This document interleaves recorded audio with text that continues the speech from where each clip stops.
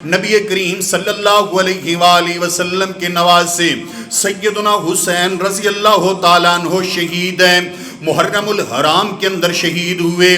میرے محترم ساتھیو، ہمارا مسلک اعتدال، جیسے ہم کہتے ہیں کہ کربلا کی آڑ میں بدعات نہ پھیلائی جائیں، کربلا کی آڑ میں خرافات نہ پھیلائی جائیں، کربلا کی آڑ میں جو لوگ دین کے اندر ترمیم تبدیلی اور دین کے اندر مختلف قسم کی تبدیلیاں اور بدعات داخل کر رہے ہیں، وہ بھی قابل مذمت ہیں، لیکن اس کا یہ بھی مطلب نہیں کہ جتنا یہ واقعہ ثابت ہے یا میرے پیغمبر صلی اللہ علیہ وسلم نے جتنی خبر اس کے متعلق دی ہے وہ بھی بیان نہ کی جائے۔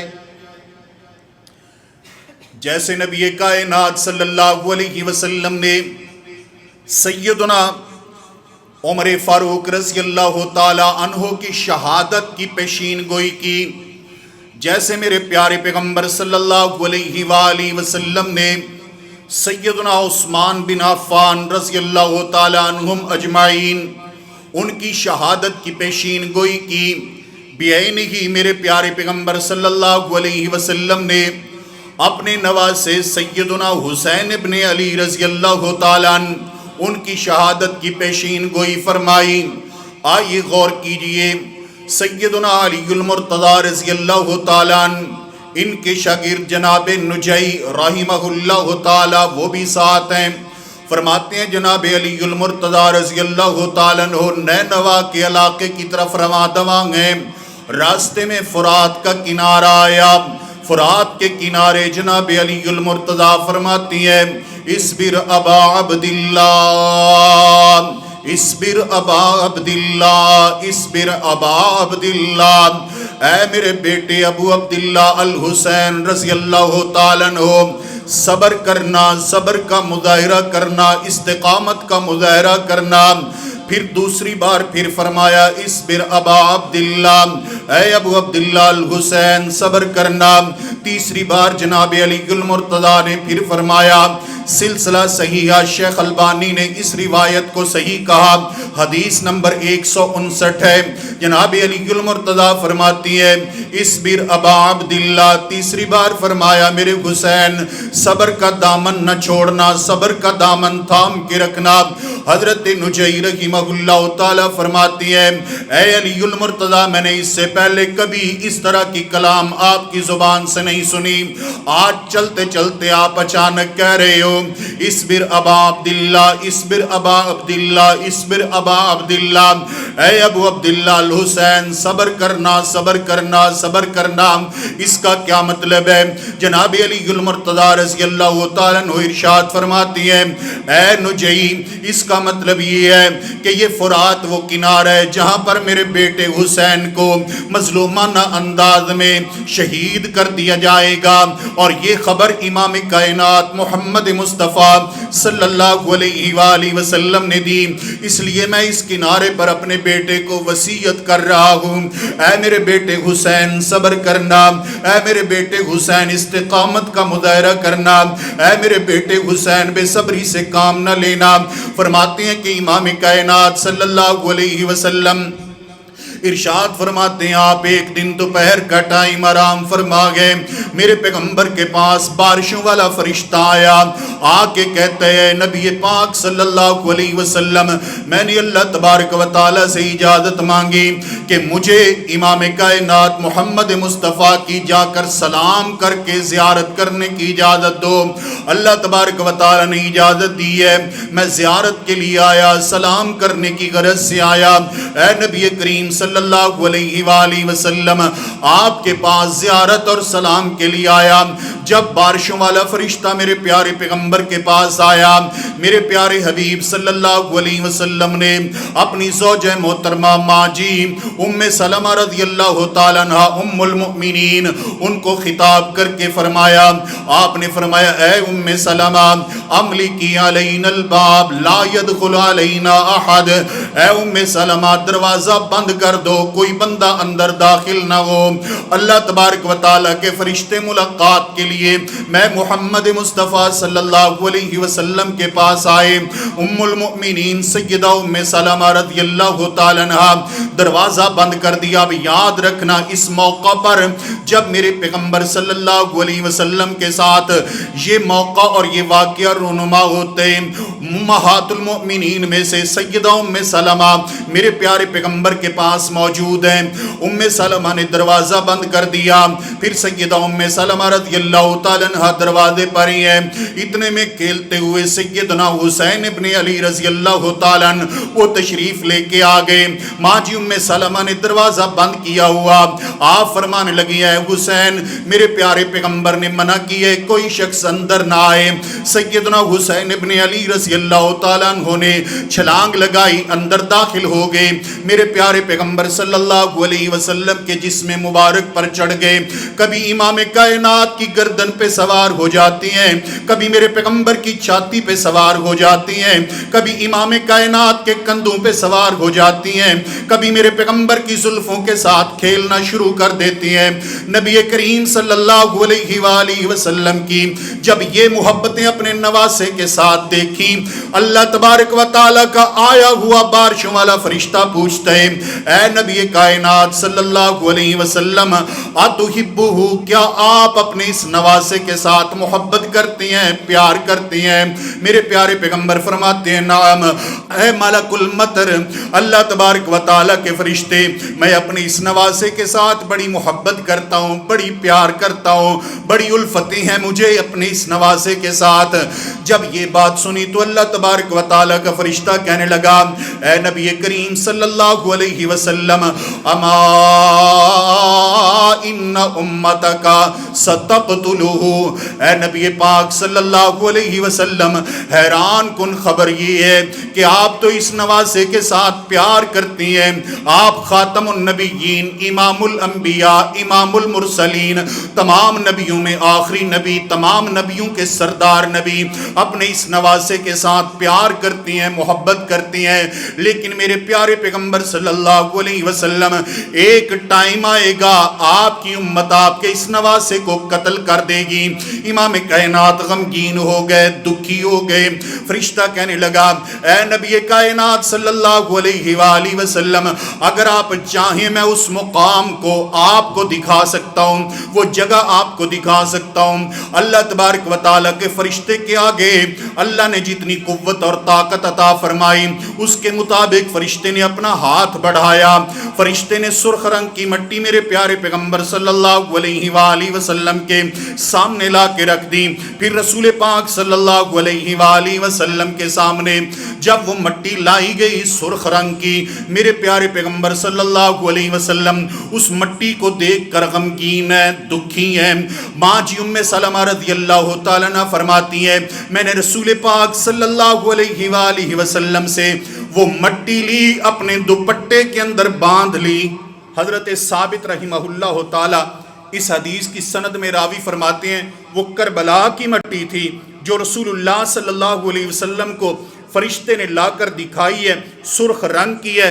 اور نبی پاک صلی اللہ علیہ وسلم کی زوجہ محترمہ ام سلمہ رضی اللہ تعالی عنہا نے وہ مٹی اپنے دوپٹے کے اندر باندھی ہے. حضرات گرامی سیدنا علی فرماتے ہیں اس لیے جب میں یہاں سے گزرا ہوں مجھے پیغمبر کا وہ فرمان یاد آ گیا, وہ حدیث یاد آ گئی جس میں میرے پیغمبر نے اپنے نواسے اور میرے بیٹے حسین کی شہادت کی پیشین گوئی کی تھی, خبر دی تھی, اور یہ خبر اللہ کے فرشتے نے دی تھی. اس لیے سیدنا حسین رضی اللہ تعالی عنہ کی شہادت برحق ہے, اس میں شک کی کوئی نہیں. جتنا میرے پیغمبر نے بیان کیا ہے جو صحیح سند سے ثابت ہے وہ لوگوں کو سنانا اور بتانا بھی ضروری ہے, ان تک پہنچانا ضروری ہے. یہاں تک تو تھی خبر پیشین گوئی. اب وہ سلسلہ وہ یقیناً ایک طویل ہے اور وہ ساری تاریخ ہے کہ جب سیدنا حسین رضی اللہ تعالیٰ عنہ کو مکہ میں مدینہ میں بیعت کے لیے کہا جاتا ہے, آپ مدینہ سے 2 دن کا ٹائم لیتے ہیں لیکن پھر مدینہ سے مکہ آ جاتے ہیں, وہاں پر آپ کو خط لکھے جاتے ہیں. اور سیدنا حسین رضی اللہ تعالیٰ عنہ ان خطوط کو دیکھ کر خود ابھی پروگرام نہیں بناتے کوفہ میں آنے کا، بلکہ اپنے سفیر مسلم بن عقیل کو بھیجتے ہیں، حالات کی خبر لو، جائزہ لو۔ وہ جائزہ لے کر لکھ دیتے ہیں، کیونکہ 12,000 لوگ حضرت مسلم بن عقیل کے ہاتھ پر بیعت کر دیتے ہیں کہ آپ بلائیں سیدنا حسین کو، ہم ان کے ساتھ کھڑے ہیں، ان کا ساتھ دیں گے، ان کو پناہ بھی دیں گے، جگہ بھی دیں گے، محبت بھی دیں گے، عقیدت بھی دیں گے، آپ بلائیں۔ سیدنا حسین رضی اللہ تعالیٰ عنہ مکہ المکرمہ سے وہ خط پڑھنے کے بعد روانہ ہو جاتے ہیں۔ اب یہاں پہ غور کیجئے، ظاہر ہے بہت ساری باتیں اور غلط فہمیاں بھی اس واقعے کے حوالے سے پھیلائی جاتی ہیں۔ یہ سوال بھی اٹھتا ہے اور کیا جاتا ہے کہ میرے حسین رضی اللہ تعالیٰ عنہ اور ان کا خاندان کرب و بلا میں آیا، کوفہ کے اندر آیا، کربلا میں پہنچا، وہ تو شہید ہو گئے۔ مکہ میں صحابہ کرام موجود تھے، مدینہ میں صحابہ کرام موجود تھے، تو انہوں نے ساتھ کیوں نہیں دیا، وہ کیوں نہیں ساتھ آئے؟ یہ سوال اٹھایا جاتا ہے۔ جواب سن لیجئے، اس لیے کہ میرے حسین مدینہ میں اعلان جنگ کر کے نہیں آ رہے تھے کہ میں لڑنے جا رہا ہوں، میرے ساتھ چلو۔ مکہ سے جب روانہ ہوئے ہیں تو تب بھی میرے حسین نے اعلان نہیں کیا کہ میں تلواریں لے کر، ہتھیار لے کر لڑنے کے لیے جا رہا ہوں، جنگ کے لیے جا رہا ہوں، لہذا میرا ساتھ دو اور میرے ساتھ چلو۔ میرے حسین اس غرض سے نکلے نہیں، بلکہ ان لوگوں نے کہا تھا کہ میرے حسین آپ کو مدینہ میں یا مکہ میں اگر کوئی پریشانی ہے آپ تشریف لائیں، ہم آپ کے ساتھ کھڑے ہیں۔ انہوں نے وعدے کیے، بلانے والوں نے وعدے کیے، اور جب جناب حسین رضی اللہ تعالیٰ عنہ وہاں سے روانہ ہو گئے ہیں تو حضرت ابو سعید خدری رضی اللہ تعالیٰ عنہ نے روکا کہ آپ نہ جائیں، یہ بے وفا لوگ ہیں، آپ کے والد علی کے ساتھ بے وفائی کی، آپ کے بھائی حسن کے ساتھ بے وفائی کی، آپ نہ جائیں، وہ ساتھ نہیں دیں گے، بے وفائی کریں گے۔ سیدنا عبداللہ بن عمر رضی اللہ تعالیٰ عنہما نے روکا کہ میرے حسین آپ تشریف نہ لے جائیں۔ اہل بیت کے بزرگ فرد عبداللہ ابن عباس رضی اللہ تعالیٰ عنہما زندہ تھے، انہوں نے فرمایا کہ میرے بیٹے حسین آپ نہ جائیں، آپ کے والد نے کہا تھا ان کوفے والوں کو میں نے اچھی طرح آزمایا ہے، یہ مجھ سے تنگ ہے، میں ان سے تنگ ہوں، آپ نہ جائیں۔ لیکن سیدنا حسین رضی اللہ تعالیٰ عنہ نے جانے پر اصرار کیا۔ عبداللہ بن عباس بڑے تھے جناب حسین سے، عباس کے بیٹے ہیں اور بڑے ہیں، عباس بھی رسول اللہ کے چچا، اور سیدنا علی کے والد بھی رسول اللہ کے چچا، جناب علی کے بیٹے ہیں آگے سیدنا حسین رضی اللہ تعالیٰ عنہ، تو رشتے میں سیدنا عبداللہ بن عباس کا مقام بڑا ہے، بڑے ہونے کے ناطے، بزرگ ہونے کے ناطے۔ یہاں تک فرمایا اے میرے حسین، اگر مجھے یقین ہو کہ میں آپ پر زبردستی کروں اور آپ رک جائیں تو میرا دل چاہتا ہے کہ میں آپ پہ زبردستی کروں اور آپ نہ جائیں وہاں پہ، کیونکہ مجھے محسوس ہو رہا ہے آپ خاندان کو لے کے جا رہے ہو، یہ آپ کا خاندان وہاں مجھے شہید ہوتا ہوا محسوس ہو رہا ہے۔ سیدنا عبداللہ بن عباس رضی اللہ تعالیٰ عنہ فرماتے، اور پھر یہ بھی کہا کہ اگر آپ نے جانا ہی ہے تو بچے نہ لے کے جائیں۔ سیدنا حسین فرماتے ہیں کہ چچا جان اب تو میں وعدہ کر چکا ہوں، روانہ ہوئے۔ تو یہ تھا جواب اس بات کا کہ صحابہ کرام ساتھ کیوں نہیں گئے۔ اس لیے نہیں گئے کہ سیدنا حسین رضی اللہ تعالیٰ عنہ وہاں پر جنگ کا اعلان کر کے نہیں جا رہے کہ حمایت لے کے جا رہے ہوں کہ کون میرے ساتھ چلتا ہے، میں لڑنے کے لیے جا رہا ہوں۔ وہ تو وہاں پہ مستقل آباد ہونے کی غرض سے جا رہے ہیں، اس لیے پورا خاندان لے کے جا رہے ہیں، ورنہ چھوٹے بچے، بیمار بچے، ان کا جنگ میں کیا کام اگر یہ جنگ ہی ہوتی۔ یہ تو پھر اگلا مرحلہ ہے کہ جب کوفہ کے اندر پہنچے ہیں، کوفہ میں حضرت نعمان بن بشیر رضی اللہ تعالیٰ عنہ وہ گورنر تھے، لیکن نرمی تھی ان میں، تو حالات کو کنٹرول کرنے کے لیے عبید اللہ بن زیاد کو وہاں کی گورنری دی گئی کہ تم حالات کنٹرول کرو، یہ نہیں، جنگ کے اختیار نہیں تھا، جنگ نہیں کہا گیا کہ جنگ کرو، حالات کو کنٹرول کرو۔ اور جو ہی عبید اللہ بن زیاد وہاں پہ آیا، جتنے یہ خطوط لکھنے والے تھے یہ سارے کے سارے سیدنا حسین رضی اللہ تعالیٰ عنہ کے سفیر حضرت مسلم بن عقیل حمایت ہی چھوڑ گئے، ان کی حمایت چھوڑ گئے، ساتھ چھوڑ گئے، اور سیدنا مسلم بن عقیل کے متعلق مخبری کرنی شروع کر دی۔ پھر جب سیدنا حسین رضی اللہ تعالیٰ عنہ قادسیہ کے مقام پر ہیں، انہیں خبر ہو گئی ہے، اطلاع آ گئی کہ کوفہ میں جو کچھ ہوا، مسلم بن عقیل کو شہید کر دیا گیا اور کوفی حسب عادت بے وفائی کر چکے۔ اب یہ اہل السنہ اہل الحدیث کے منبر کی بات ہے۔ میں آپ کو دو حضرات بتا دیتا ہوں مخالف مکتبہ فکر کے، جو صحابہ کرام رضوان اللہ تعالی علیہم اجمعین پر طعن و تشریح کرنے والے ہیں۔ ان میں ایک بڑا معروف اسکالر ہے اہل تشیع کا آصف علوی، اور دوسرا اس وقت سید آغا جواد نقوی، معروف نام ہے۔ ان کے کلپ موجود ہیں جو باقاعدہ طور پہ یہ کہتے ہیں کہ کوفہ کے شیعہ وہی خط لکھنے والے تھے، وہی بلانے والے تھے اور وہی غداری کرنے والے تھے، انہوں نے غداری کی ہے۔ باقاعدہ طور پہ یہ باتیں ساری کی ساری موجود ہیں۔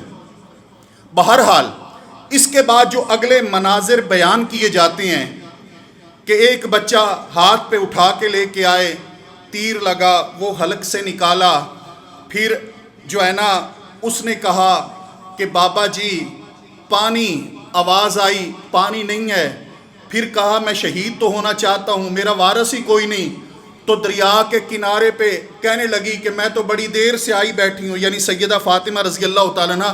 یہ وہ تمام باتیں ہیں جو قصہ گوئیاں ہیں، جس طرح کی منہ میں آتی ہے ویسے ہی کر دی جاتی ہے، پبلک پوچھتی نہیں کہ اس کا حوالہ کیا ہے، دلیل کیا ہے۔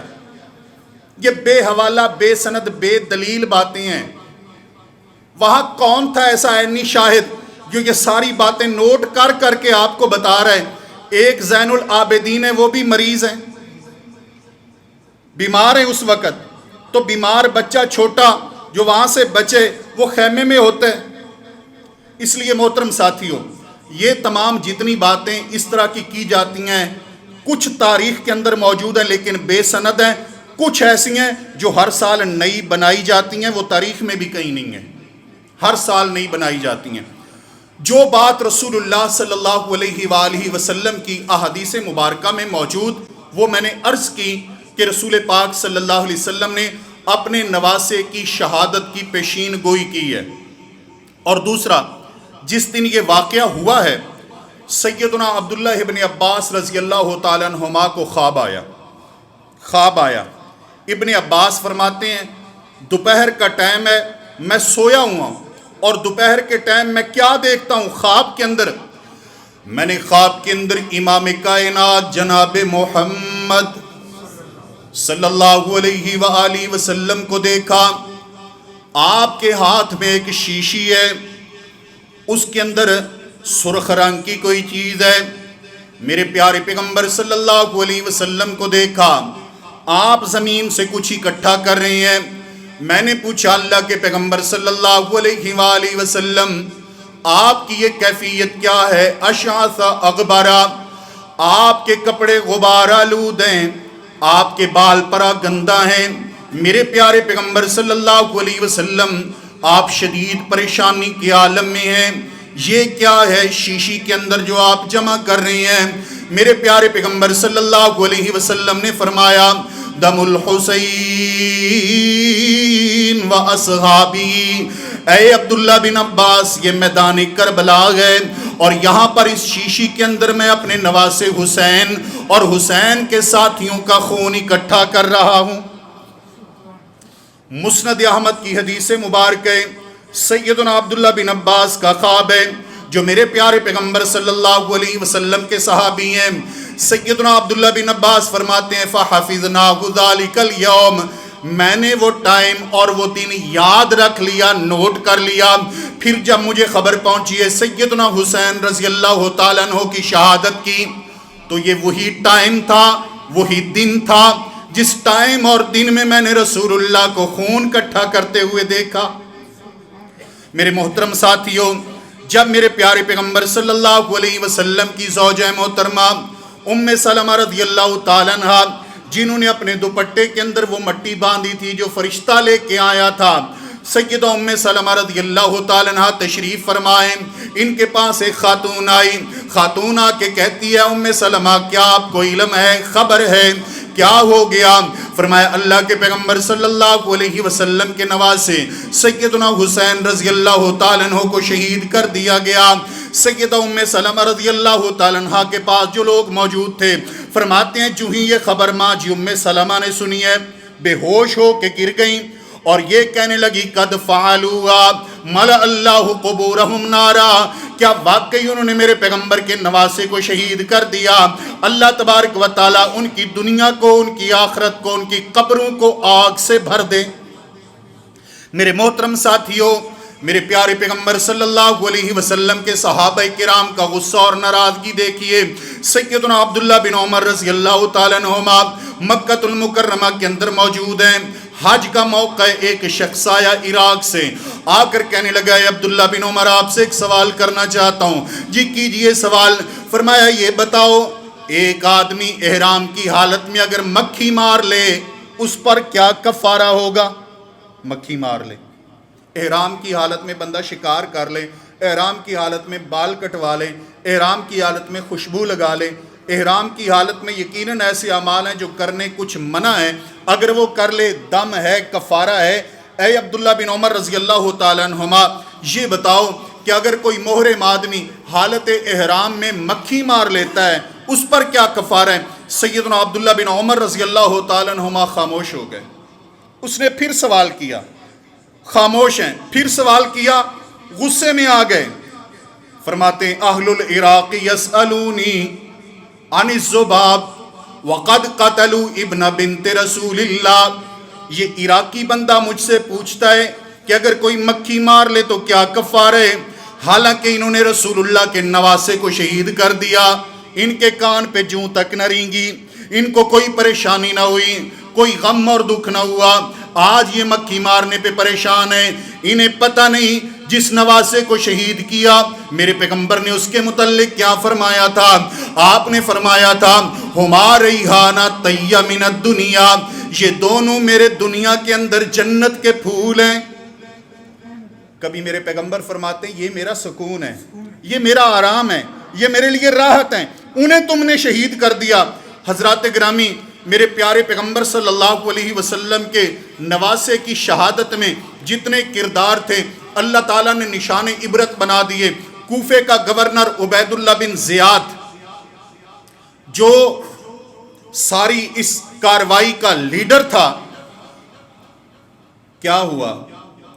سیدنا حسین رضی اللہ تعالیٰ عنہ کا سر مبارک قلم کر کے عبید اللہ بن زیاد کے محل میں لایا گیا، ایک تھال کے اندر ہے میرے حسین کا سر، یہ چھڑی مارتا ہے اور چھڑی مار کے کہتے وقال فی حسنہ شیئا، حسن کے متعلق باتیں کرنے لگا، کہتے ہیں حسین تو بڑا ہے۔ سیدنا انس بن مالک رضی اللہ تعالیٰ عنہ موجود ہیں، فرماتے ہیں بدبخت اپنی چھڑی پیچھے کرو، تم نہیں جانتے جہاں تو نے چھڑی رکھی ہے یہاں پر میرے پیغمبر اپنے لب رکھا کرتے تھے، تو نہیں جانتا جس کے حسن کے متعلق بات کر رہا ہے یہ وہ ہے کان اشبہہم برسول اللہ صلی اللہ علیہ وسلم، جو میرے پیغمبر کے خاندان میں سب سے بڑھ کر رسول اللہ جیسا تھا، یہ وہ حسین رضی اللہ تعالیٰ عنہ ہے۔ محترم ساتھیوں، پھر کیا ہوا؟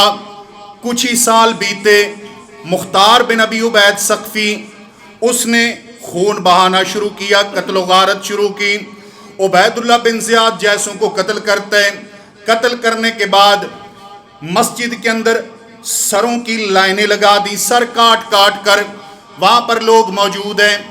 ابن جامع الترمذی کی حدیث مبارکہ، اچانک کہتے ہیں وہ آ گیا، وہ آ گیا، وہ آ گیا، تمام لوگ دیکھنے لگ جاتے ہیں کہ کیا آ گیا؟ ایک سانپ آتا ہے، سانپ آ کر عبید اللہ بن زیاد کی ناک میں داخل ہوتے، منہ سے نکل جاتے، دوسری بار پھر لوگ کہنے لگے وہ آیا وہ آیا وہ آیا، پھر سانپ آیا، پھر ناک میں داخل ہوا، منہ سے نکل گیا، حتیٰ کہ سر کٹا ہوا پڑے، 3 بار سانپ آتے، ناک میں داخل ہوتے، منہ سے نکل جاتے۔